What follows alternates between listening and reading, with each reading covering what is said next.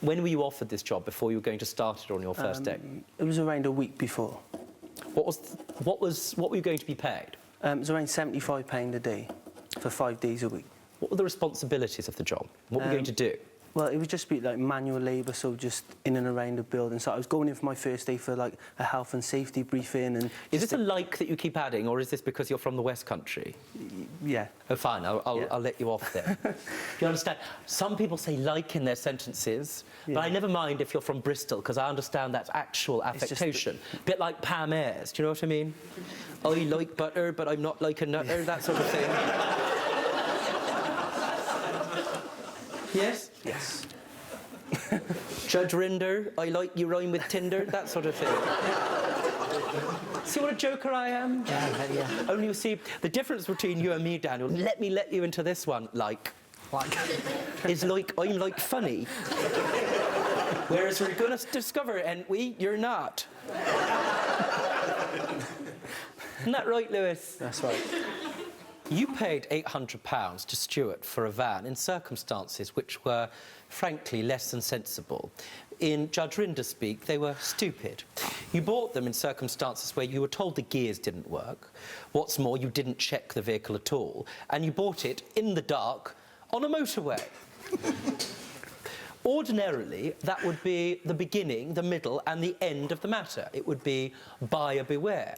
And I'd be fortified in that because he has a very important document in the form of an MOT, which, assuming it's not a fraudulent MOT, which I'm satisfied it is not, would give him every indication that the vehicle was OK. So the fact that you paid £800 and drove it off in the circumstances you did would be your bad luck. Caveat emptor, or as they say in Birmingham, your problem, mate.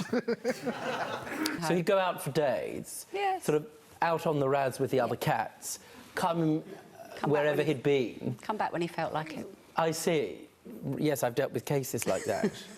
Few sort of cigarettes later, once he'd nursed his hangover and walk in and go, I'm back. That sort of thing.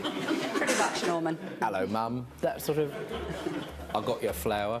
So it was his sort of equivalent of apologising, really. It's a little bouquet of flowers, or the odd mouse. Yes, or worm. Or worm. Yes. I know I've been out for days, but don't worry, Treacle. Here's some flowers, that sort of thing.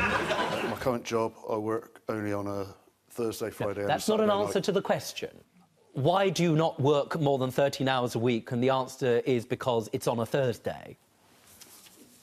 Imagine that. Imagine, Michelle, would you come to court today? You're supposed to be here. No, I only work on a Monday.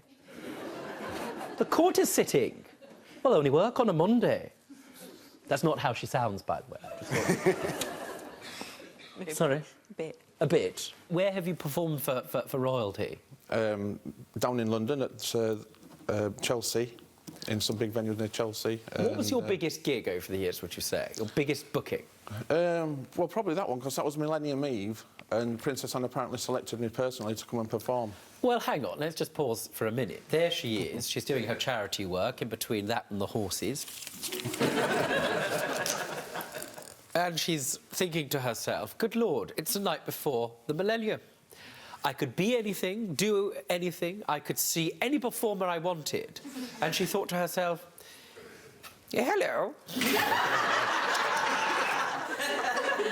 I've heard of a multi-tribute called Eddie. Would you go and get him? One wants to watch Eddie do his Eddie thing. Having seen this video and looked at it in my chambers, I was mildly surprised in this regard. From what I can gather, Elvis's early life was in the southern states of the United States, correct? Yeah. So he definitely had that sort of slightly southern drawl, yes? Yeah. When you introduce your song to the audience... Yeah. Yeah, it was sort of less blue suede shoes and more Tetley tea. Do you understand what I mean? Well, there's a reason for that, and that's because I'm known as the Yorkshire Elvis. So instead of saying, thank you very much, you might say, hey, lad, thank you.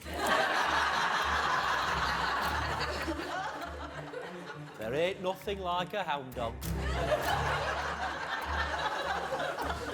Crying all the time. That sort of thing. That's quite correct. Yeah. If you enjoyed that video, then I strongly suggest clicking here for more highlights. For those of you who haven't subscribed yet, and why not, and so that you never miss out, subscribe, clicking down there. That's an order.